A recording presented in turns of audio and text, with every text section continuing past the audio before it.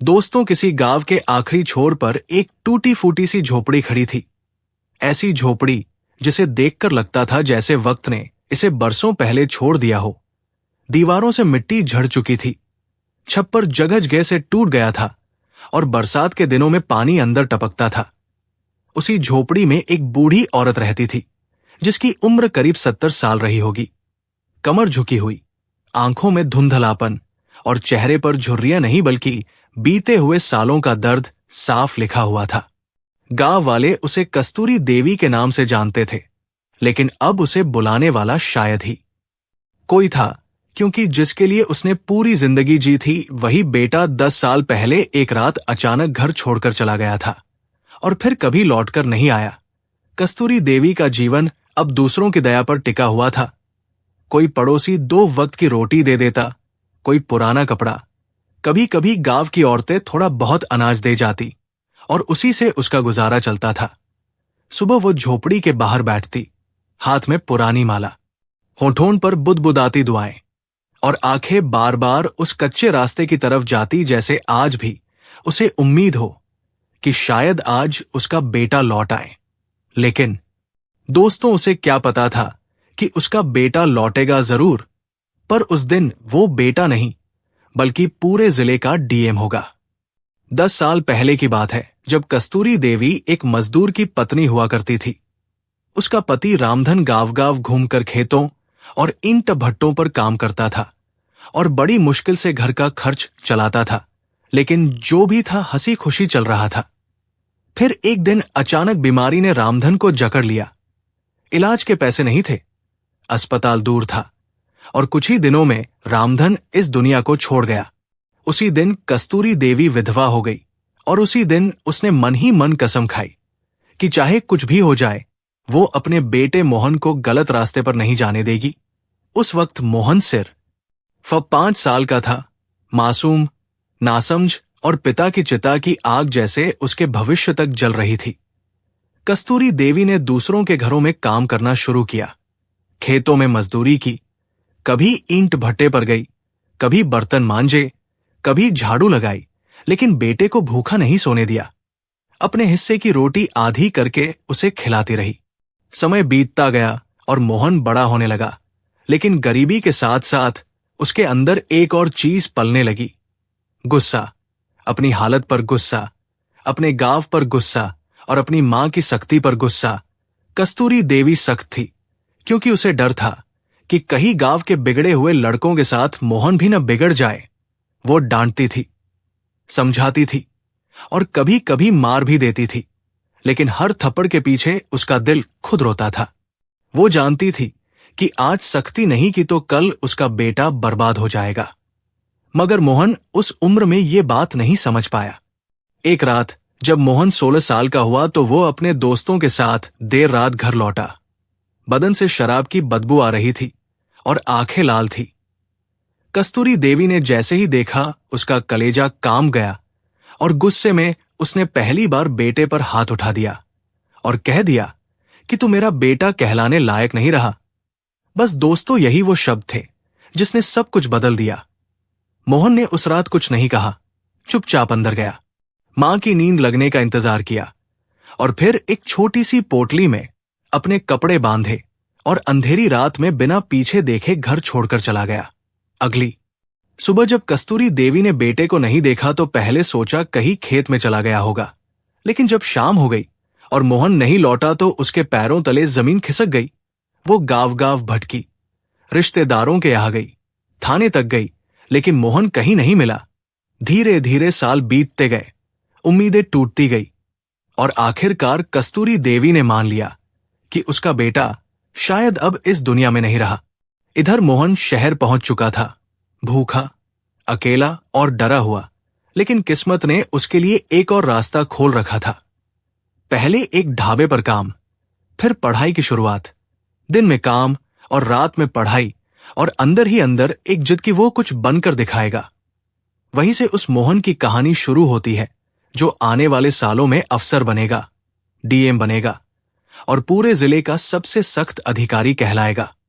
लेकिन दोस्तों, असली कहानी तो तब शुरू होती है जब एक दिन फाइलों के ढेर के बीच बैठे डीएम मोहन के सामने एक रिपोर्ट आती है जिसमें लिखा होता है कि गांव के आखिरी छोर पर एक बूढ़ी औरत झोपड़ी में भूख और बीमारी से जूझ रही है, और उस रिपोर्ट में दर्ज नाम होता है कस्तूरी देवी। उस नाम को पढ़ते ही मोहन के हाथ कांप जाते हैं, कलम गिर जाती है और 10 साल पहले की वो रात उसकी आंखों के सामने घूम जाती है।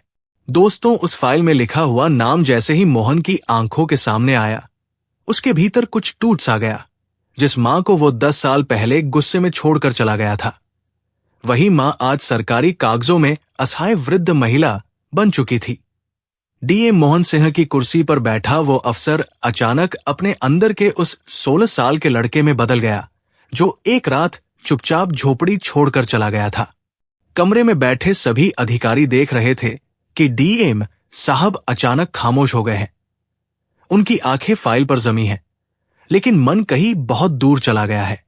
मोहन ने धीरे से फाइल बंद की और भारी आवाज में पूछा कि इस महिला के बारे में और क्या जानकारी है। तो अधीनस्थ अधिकारी ने बताया कि साहब, ये महिला गांव के आखिरी छोर पर एक टूटी फूटी झोपड़ी में रहती है। कई बार पंचायत से मदद की सिफारिश हुई, लेकिन कागजी औपचारिकताओं में मामला अटक गया। उम्र ज्यादा है, चलने में असमर्थ है और कई बार भूखे भी सो जाती है। इतना सुनते ही मोहन की उंगलियां मुट्ठी में बदल गई और दिल में एक ही सवाल गूंजने लगा कि क्या सच में मेरी मां आज भी उसी झोपड़ी में है जहां मैं पैदा हुआ था। दोस्तों, उस दिन मोहन ने किसी से कुछ नहीं कहा।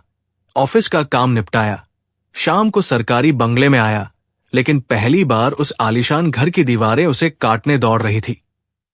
एसी की ठंडी हवा में भी उसके माथे से पसीना टपक रहा था। रात को खाना सामने रखा था, लेकिन कौर गले से नीचे नहीं उतर रहा था। बार बार मां का चेहरा आंखों के सामने आ रहा था। वही झुकी कमर, वही सख्त चेहरा जिसके पीछे बेहिसाब ममता छुपी थी। वही हाथ जिसने कभी उसे मार भी दिया था, और उसी हाथ ने उसे भूखा नहीं सोने दिया था। रात के करीब 2 बजे मोहन नींद में चौंक कर उठ बैठा। सपने में उसने देखा कि उसकी मां झोपड़ी के बाहर बैठी उसे आवाज दे रही है, और वो लाख कोशिश के बावजूद उसके पास नहीं पहुंच पा रहा। घबराहट में उसने पानी पिया और उसी पल एक फैसला कर लिया कि वो मां के पास जाएगा, लेकिन डीएम बनकर नहीं बल्कि बेटे बनकर। अगले दिन ऑफिस पहुंचते ही उसने अपने पा को बुलाया और कहा कि आज शाम मुझे किसी भी मीटिंग में नहीं बैठना है और मेरे गांव का दौरा निजी कारणों से करना है। पा कुछ समझ नहीं पाया, लेकिन डीएम साहब के चेहरे की सख्ती देखकर उसने कोई सवाल नहीं किया। दोस्तों, उस दिन शाम ढलते ही एक सरकारी गाड़ी गांव की तरफ निकल पड़ी, लेकिन उसमें ना कोई हूटर था और ना कोई लाल बत्ती। ड्राइवर को साफ निर्देश थे कि किसी को भी बताना नहीं है कि गाड़ी में डीएम बैठा है। रास्ते भर मोहन खिड़की से बाहर देखता रहा। वही खेत, वही मिट्टी की खुशबू, वही कच्चे रास्ते, और हर मोड़ पर बीते हुए साल उसकी आंखों के सामने घूमते रहे। जैसे जैसे गाड़ी गांव के करीब पहुंच रही थी, वैसे वैसे उसका दिल तेज धड़कने लगा था। 10 साल में उसने कई बड़े फैसले लिए थे, कई अपराधियों को सजा दिलवाई थी, लेकिन आज उसे सबसे ज्यादा डर अपनी मां के सामने खड़े होने से लग रहा था। गांव के बाहर गाड़ी रुकवाई गई। मोहन ने साधारण कपड़े पहन रखे थे, चेहरे पर दाढ़ी थी और सिर पर टोपी ताकि कोई पहचान न सके। वो पैदल ही गांव की गलियों में चलने लगा। कुछ लोग उसे देख रहे थे, लेकिन पहचान नहीं पा रहे थे। वही गलियां थी जहां वो कभी नंगे पैर दौड़ा करता था, वही कुआं, वही पीपल का पेड़, और फिर वो झोपड़ी जिसे देखकर मोहन के कदम खुद ब खुद रुक गए। झोपड़ी पहले से भी ज्यादा जर्जर हो चुकी थी। दीवारें झुक गई थी, दरवाजा आधा टूटा हुआ था और बाहर एक पुरानी खाट पड़ी थी। मोहन की आंखें भर आई, उसका गला सूख गया और वो कुछ पल वही खड़ा रहा। तभी झोपड़ी के अंदर से एक कमजोर सी आवाज आई, कौन है? और उसी आवाज ने मोहन के पैरों से जैसे सारी ताकत छीन ली। वो आगे बढ़ा, धीरे से झोपड़ी के अंदर झांका और देखा कि उसकी मां कस्तूरी देवी एक कोने में बैठी किसी तरह चूल्हे पर कुछ उबालने की कोशिश कर रही है। बदन पहले से ज्यादा दुबला हो चुका था, बाल पूरी तरह सफेद और आंखों में वही पुरानी थकान। उस पल मोहन डीएम नहीं रहा, अफसर नहीं रहा। वो सिर्फ एक बेटा था जो 10 साल बाद अपनी मां को जिंदा देख रहा था। कस्तूरी देवी ने उसे देखा और पूछा कि बेटा क्या चाहिए। मोहन ने कांपती आवाज में कहा कि मां पानी मिलेगा। मां शब्द सुनते ही कस्तूरी देवी थोड़ी चौंकी, लेकिन उम्र और कमजोरी ने उसकी याददाश्त को धोखा दे दिया था। उसने कांपते हाथों से एक लोटा पानी बढ़ा दिया। मोहन ने पानी नहीं पिया, बस उसी लोटे को पकड़े पकड़े उसकी आंखों से आंसू गिरने लगे। वो वही जमीन पर बैठ गया और फूट फूट कर रोते हुए बोला कि मां, मैं आ गया हूं।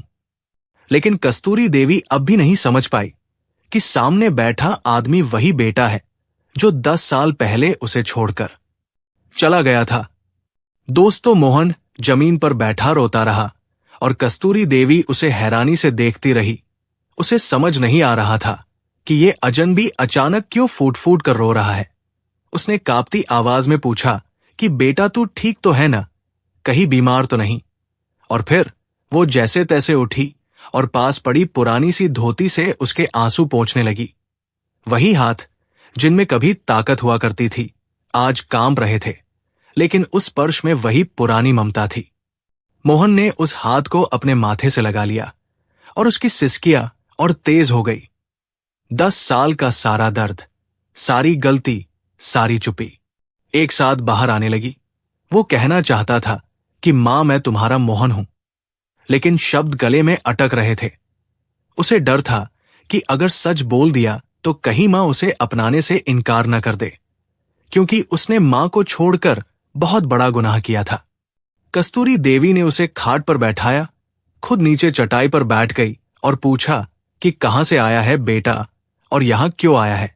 मोहन ने खुद को संभालते हुए कहा कि मां, मैं शहर से आया हूं, काम करता हूं और किसी काम से इस गांव में आया था। कस्तूरी देवी ने लंबी सांस ली और बोली कि काम तो सब करते हैं बेटा, लेकिन किस्मत सबकी एक जैसी नहीं होती। मेरे बेटे ने भी काम करने के लिए ही घर छोड़ा था। इतना कहकर उसकी आंखें भर आई। उसने आसमान की तरफ देखा और कहा कि भगवान जाने वो जिंदा भी है या नहीं। अगर जिंदा होता तो शायद एक बार तो लौट आता। दोस्तों, ये सुनकर मोहन के सीने में जैसे किसी ने चाकू घूम दिया। वो वही झुक गया और मां के पैरों को पकड़ लिया, मगर अब भी उसने अपना नाम नहीं बताया। बस इतना ही बोला कि मां, अगर वो लौट आए तो क्या आप उसे माफ कर दोगी? कस्तूरी देवी ने बिना एक पल सोचे कहा कि मां का दिल कभी बेटे के लिए बंद नहीं होता, चाहे वो कितना भी बड़ा गुनाह कर ले। अगर मेरा बेटा लौट आए तो मैं उसकी सारी गलतियां भूल जाऊंगी, बस एक बार उसे देख लूं। यही सुनते ही मोहन की आंखों से आंसू थमने का नाम नहीं ले रहे थे। उसे महसूस हुआ कि उसने जिस मां को छोड़ दिया था वो आज भी उसी तरह उसकी राह देख रही है। दोस्तों, उसी समय झोपड़ी के बाहर कुछ गांव वाले इकट्ठा हो गए थे। किसी ने शहर की गाड़ी देख ली थी, किसी ने अजनबी आदमी को झोपड़ी में जाते देख लिया था। धीरे धीरे भीड़ जमा होने लगी। कस्तूरी देवी ने बाहर झांका और बोली कि शायद कोई काम से आया होगा, तू यही बैठ बेटा, मैं देखती हूं। लेकिन मोहन अब और देर नहीं करना चाहता था। उसने खुद को संभाला और कांपती आवाज में कहा कि मां, मैं ही तुम्हारा मोहन हूं। 10 साल पहले जो रात को चला गया था, वही मोहन आज वापस आया है। ये सुनते ही कस्तूरी देवी जैसे पत्थर की हो गई। उसकी आंखें फैल गई, हाथ से लोटा गिर गया और वो मोहन के चेहरे को गौर से देखने लगी, जैसे यादों में खोकर किसी पुराने चेहरे को ढूंढ रही हो। कुछ पल बाद वो अचानक चीख पड़ी और मोहन को सीने से लगा लिया। फूट फूट कर रोते हुए बोली कि तू जिंदा है बेटा, तू सच में जिंदा है। मैंने तो तुझे मरा हुआ मान लिया था। 10 साल मैंने हर दिन तेरा इंतजार किया, हर रात भगवान से तुझे वापस भेजने की भीख मांगी। ये कहते कहते उसकी आवाज टूट गई और वो मोहन के कंधे पर सिर रखकर रोने लगी। मोहन भी मां को कसकर पकड़े हुए था और बार बार बस इतना ही कह रहा था कि मां, माफ कर देना, मुझसे बहुत बड़ी गलती हो गई। गांव वाले ये दृश्य देखकर भावुक हो गए। किसी की आंखें नम थी तो कोई चुपचाप सिर झुकाए खड़ा था। सभी समझ चुके थे कि ये वही बेटा है जिसका नाम बरसों से इस झोपड़ी के साथ जुड़ा हुआ था। थोड़ी देर बाद जब कस्तूरी देवी शांत हुई तो उसने मोहन को ऊपर से नीचे तक देखा और बोली कि बेटा तू तो बहुत बदल गया है। तेरे कपड़े, तेरी बोली, सब कुछ अलग है। तू क्या काम करता है? तब मोहन ने पहली बार अपनी पहचान बताई कि मां, मैं जिले का डीएम हूं, लोगों का काम देखता हूं और न्याय दिलाने की कोशिश करता हूं। यह सुनते ही गांव में खुसर पुसर शुरू हो गई। किसी को यकीन नहीं हो रहा था कि इस झोपड़ी का बेटा इतना बड़ा अफसर बन गया है। कस्तूरी देवी ने कांपते हाथों से मोहन के सिर पर हाथ रखा और कहा कि बेटा तू जो भी बन गया हो, मेरे लिए तो तू वही मोहन है जो कभी मेरी गोद में सोया करता था। लेकिन दोस्तों, ये सच्चाई अब गांव में आग की तरह फैलने वाली थी और इसके बाद जो होने वाला था वो पूरे गांव की किस्मत बदल देने वाला था। दोस्तों, जैसे ही ये बात गांव में फैली कि कस्तूरी देवी का बेटा जिले का डीएम है, वैसे ही पूरे गांव में हलचल मच गई। जो लोग थोड़ी देर पहले तक झोपड़ी के पास खामोशी से खड़े थे, अब आपस में बातें करने लगे। किसी को यकीन नहीं हो रहा था कि जिस बूढ़ी औरत को वे सालों से 2 रोटी देकर जिंदा रखते आए थे, उसी का बेटा आज इतना बड़ा अफसर बन चुका है। कस्तूरी देवी खुद भी इस सच को पूरी तरह स्वीकार नहीं कर पा रही थी। वो बार बार मोहन के चेहरे को छूकर देखती, उसके सिर पर हाथ फेरती और कहती कि बेटा तू सच में मेरा मोहन है ना? कहीं मैं सपना तो नहीं देख रही? मोहन हर बार मां के हाथ पकड़कर कहता कि नहीं मां, ये सपना नहीं है, मैं ही हूं, तुम्हारा वही बेटा जो गलती करके चला गया था और आज माफी मांगने लौटा है। दोस्तों, तभी गांव के प्रधान और कुछ बुजुर्ग भी वहां पहुंच गए। प्रधान ने मोहन को ध्यान से देखा और थोड़ा हिचकते हुए पूछा कि क्या आप ही डीएम साहब हैं? मोहन ने बड़ी शांति से सिर हिलाया और कहा कि हां, लेकिन इस वक्त मैं डीएम नहीं हूं, मैं सिर्फ अपनी मां का बेटा हूं। यह सुनकर प्रधान और गांव के लोग और भी भावुक हो गए। कस्तूरी देवी ने प्रधान की तरफ देखा और कहा कि देखो बेटा, कितना बड़ा हो गया है, भगवान ने मेरी सुन ली। लेकिन उसकी आवाज में खुशी से ज्यादा एक अजीब सा डर था। डर इस बात का कि कहीं उसका बेटा फिर से उससे दूर न चला जाए। मोहन ने यह डर महसूस कर लिया। उसने मां का हाथ पकड़कर कहा कि मां, अब मैं तुम्हें कभी अकेला नहीं छोड़ूंगा, चाहे जो हो जाए। अब तुम मेरे साथ चलोगी। ये झोपड़ी तुम्हारा दर्द है, तुम्हारी सजा है। अब तुम्हें यहां नहीं रहना पड़ेगा। लेकिन कस्तूरी देवी ने धीरे से सिर हिलाया और कहा कि बेटा, ये झोपड़ी सिर्फ दर्द नहीं है, यही मेरी पूरी जिंदगी है। यही तेरे पिता ने आखिरी सांस ली थी, यही तू पैदा हुआ था। मैं इसे छोड़कर कैसे जाऊं? दोस्तों, मोहन कुछ पल चुप रहा। उसने झोपड़ी की टूटी दीवारों को देखा, मां के कांपते हाथों को देखा और फिर एक फैसला कर लिया। उसने गांव वालों से कहा कि यह झोपड़ी नहीं टूटेगी, ये बदलेगी, लेकिन यही रहेगी। इसी जगह पर मेरी मां का घर बनेगा, ऐसा घर जिसमें उसे कभी भूखा नहीं रहना पड़ेगा, कभी ठंड और बारिश से डरना नहीं पड़ेगा। यह सुनते ही गांव वालों में सन्नाटा छा गया। किसी को उम्मीद नहीं थी कि डीएम साहब ऐसा फैसला लेंगे। मोहन ने उसी वक्त फोन निकालकर बीडीओ और इंजीनियर को कॉल किया और कहा कि कल सुबह इस गांव में आवास योजना और वृद्ध पेंशन के सारे लंबित मामले मेरे सामने पेश किए जाएं। किसी भी फाइल में अगर लापरवाही मिली तो जिम्मेदार अफसर बख्शा नहीं जाएगा। गांव वालों ने पहली बार किसी डीएम को इतना भावुक और इतना सख्त एक साथ देखा था। रात हो चुकी थी। मोहन मां के साथ उसी झोपड़ी में रुका। उसने खुद चूल्हा जलाया, गांव वालों से दूध और दवा मंगवाई, मां को अपने हाथों से खाना खिलाया। कस्तूरी देवी की आंखों से लगातार आंसू बह रहे थे। वो बार बार भगवान का नाम ले रही थी और कह रही थी कि हे प्रभु, अगर आज के बाद मुझे उठा भी ले तो कोई गिला नहीं, मेरा बेटा मेरी आंखों के सामने है। मोहन मां के पास बैठा रहा, उसके सिर को अपने कंधे पर टिकाए रखा और पहली बार उसे महसूस हुआ कि सारी दौलत, सारी ताकत, सारी कुर्सी मां के एक आंसू के आगे कुछ भी नहीं है। दोस्तों, लेकिन कहानी अभी खत्म नहीं हुई थी। अगले दिन जो होने वाला था वो सिर्फ कस्तूरी देवी की जिंदगी नहीं, बल्कि पूरे गांव की तस्वीर बदलने वाला था। क्योंकि आज पहली बार डीएम मोहन सिंह अपने अधिकार का इस्तेमाल किसी जांच के लिए नहीं, बल्कि अपने अतीत के हिसाब चुकाने के लिए करने वाला था। दोस्तों, अगली सुबह जब गांव में सूरज निकला तो वो सिर्फ एक नया दिन नहीं था, बल्कि पूरे गांव के लिए एक नई किस्मत की शुरुआत थी। रात भर कस्तूरी देवी ठीक से सो नहीं पाई थी। कभी अपने बेटे के चेहरे को देखती, कभी उसके हाथ को छूकर ये यकीन करती कि वो सपना नहीं देख रही।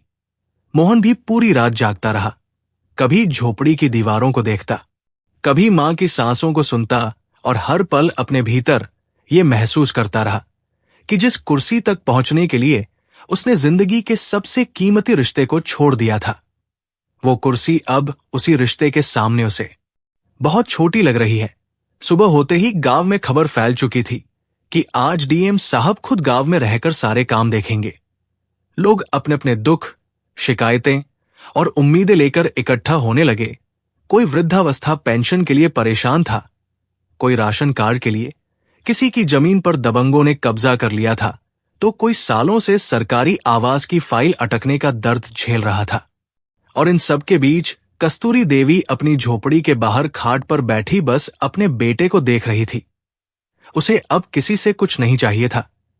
उसके लिए सबसे बड़ी दौलत वही थी जो 10 साल बाद उसके सामने बैठा था। मोहन ने सुबह सुबह अपने अधीनस्थ अधिकारियों को गांव बुलाया। कोई बहाना नहीं चला।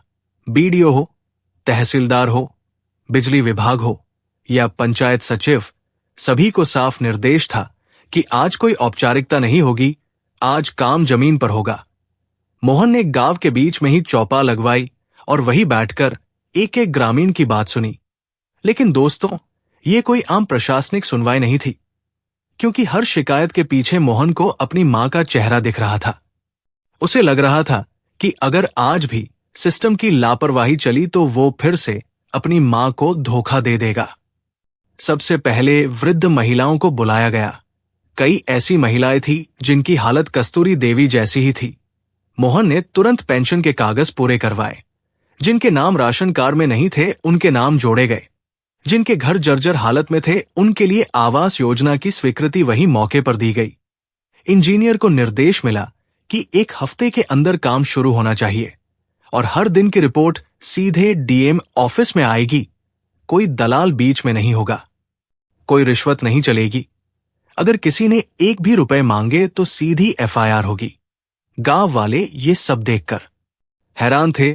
उन्होंने पहले भी अफसर देखे थे, लेकिन ऐसा अफसर पहली बार देख रहे थे जो फाइल नहीं बल्कि इंसानों की आंखों में देखकर फैसला कर रहा था। दोस्तों, इसी बीच एक बूढ़ा आदमी आगे आया, कांपती आवाज में बोला कि साहब, मेरी जमीन पर गांव के दबंगों ने कब्जा कर लिया है। मैं थाने गया, तहसील गया, लेकिन कोई सुनवाई नहीं हुई। मोहन ने उसी वक्त लेखपाल और तहसीलदार को बुलाया। मौके पर ही जमीन की पैमाइश करवाई और दबंगों को चेतावनी दी कि अगर शाम तक कब्जा नहीं हटाया गया तो पुलिस कार्रवाई होगी। ये सब देखकर गांव के वही लोग जो सालों से सिर झुकाकर जी रहे थे, आज पहली बार सीना तान कर खड़े थे। उन्हें लग रहा था कि शायद सिस्टम में भी इंसानियत बची है। दोपहर तक काम चलता रहा। धूप तेज हो गई थी, लेकिन मोहन अपनी कुर्सी से नहीं उठा। मां बार बार उसे पानी पिलाने आती, उसके सिर पर हाथ फेरती और कहती कि बेटा थक जाएगा। लेकिन मोहन मुस्कुरा कर कहता कि मां, आज अगर थक गया तो समझूंगा कि जिंदगी में पहली बार सही काम कर रहा हूं। दोपहर के बाद इंजीनियर ने आकर बताया कि झोपड़ी की जगह उसी जमीन पर पक्का मकान बनाया जा सकता है। मोहन ने साफ कहा कि मकान सिर्फ ईंट और सीमेंट का नहीं होना चाहिए, उसमें इज्जत और सुकून भी होना चाहिए। 2 कमरे, एक रसोई, शौचालय, बिजली और पानी की पूरी व्यवस्था होगी। और ये मकान सिर्फ कस्तूरी देवी का नहीं बल्कि इस गांव की हर उस मां का प्रतीक होगा जिसने गरीबी में बच्चों को पाला और बदले में अकेलापन पाया। ये सुनकर कस्तूरी देवी की आंखें भर आईं। उसने कांपते हाथों से बेटे के सिर पर हाथ रखा और बस इतना कहा कि बेटा, तू बहुत बड़ा आदमी नहीं, बहुत अच्छा इंसान बन गया है। दोस्तों, शाम तक पूरे गांव का नक्शा जैसे बदल चुका था। लोगों के चेहरों पर उम्मीद थी, आंखों में भरोसा था और दिल में दुआएं थी। मोहन जानता था कि असली लड़ाई एक दिन की नहीं होती, लेकिन आज उसने जो बीज बोया है वो आने वाले सालों तक फल देगा। शाम होते होते जब अधिकारी वापस जाने लगे तो मोहन ने साफ कहा कि आज से ये गांव मेरी जिम्मेदारी है। अगर किसी भी गरीब के साथ अन्याय हुआ तो वो सिर्फ सिस्टम की नहीं बल्कि मेरी निजी हार होगी। रात को मोहन और कस्तूरी देवी नए बने अस्थाई टेंट में बैठे। गांव वालों ने खाना भेजा। कस्तूरी देवी ने बेटे को अपने हाथों से रोटी खिलाई, वही रोटी जिसकी खुशबू मोहन ने 10 साल से नहीं सूंघी थी। खाते हुए मोहन की आंखों से आंसू गिरते रहे और वो हर कौर के साथ अपने गुनाहों को जैसे माफ करता रहा। कस्तूरी देवी बार बार कहती रही कि बेटा अब सब भूल जा, जो होना था हो गया। भगवान ने तुझे इतना बड़ा बनाया है तो जरूर कोई मकसद होगा। दोस्तों, उसी रात मोहन ने मां के सामने एक और फैसला रखा। उसने कहा कि मां, मैं चाहता हूं कि तुम मेरे साथ शहर चलो, सरकारी बंगले में रहो, डॉक्टर, दवा, हर सुविधा मिले। लेकिन कस्तूरी देवी ने इस बार भी वही जवाब दिया जो हर सच्ची मां देती है। उसने कहा कि बेटा, मेरा बेटा जहां है वहीं मैं हूं, लेकिन मेरी जड़ें इसी मिट्टी में है। अगर तू सच में मेरा ख्याल रखना चाहता है तो इस मिट्टी का ख्याल रख, इन लोगों का ख्याल रख, मैं यहीं खुश हूं। मोहन ने मां की बात मान ली, क्योंकि आज पहली बार उसने सीखा था कि मां को जीतना नहीं, समझना होता है। अगले कुछ महीनों में गांव में पक्का घर बनकर तैयार हुआ। कस्तूरी देवी उसी घर में शिफ्ट हुई। गांव की बाकी वृद्ध महिलाओं को भी योजनाओं का लाभ मिला। स्कूल में बच्चों की संख्या बढ़ी, अस्पताल में दवाइयां आने लगी और गांव में पहली बार लोगों ने महसूस किया कि अफसरशाही का मतलब सिर्फ डर नहीं, सहारा भी हो सकता है। मोहन नियमित रूप से गांव आता रहा, कभी डीएम बनकर, कभी बेटे बनकर, लेकिन हर बार मां के पैर छूकर ही गांव में कदम रखता। दोस्तों, एक दिन अचानक मोहन को ट्रांसफर का आदेश मिला। बड़े जिले में नई जिम्मेदारी। पूरे गांव में मायूसी छा गई। कस्तूरी देवी ने बेटे को बुलाया, उसके माथे पर हाथ रखा और कहा कि बेटा, अफसर का काम चलना है, लेकिन इंसान का काम छूटना नहीं चाहिए। तू जहां भी जाए ये मत भूलना कि तेरी ताकत तेरी कुर्सी नहीं बल्कि वो मां है जिसने तुझे माफ कर दिया। मोहन की आंखें भर आई। उसने मां के चरण छुए और वादा किया कि वो इस गांव को कभी नहीं भूलेगा। दोस्तों, आज भी जब कोई उस गांव से गुजरता है तो एक पक्का घर दिखता है जिसके दरवाजे पर एक बूढ़ी मां बैठी रहती है। आंखें कमजोर हैं लेकिन चेहरा शांत है। और जब कोई पूछता है कि आप इतनी खुश कैसे हैं, तो वो बस इतना कहती है कि मेरा बेटा अफसर है, लेकिन उससे भी बड़ा इंसान है। और शायद दोस्तों, यही इस कहानी का सबसे बड़ा सच है कि असली डीएम वो नहीं जो जिले को चलाता है। असली डीएम वह है जो अपनी मां के दिल में इंसाफ कर पाए।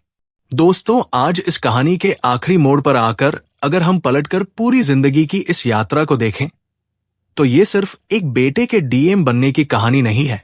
ये उस मां के त्याग, धैर्य और ममता की कहानी है जिसने बिना किसी शिकायत के अपने हिस्से का हर सुख अपने बच्चे के भविष्य के नाम कर दिया।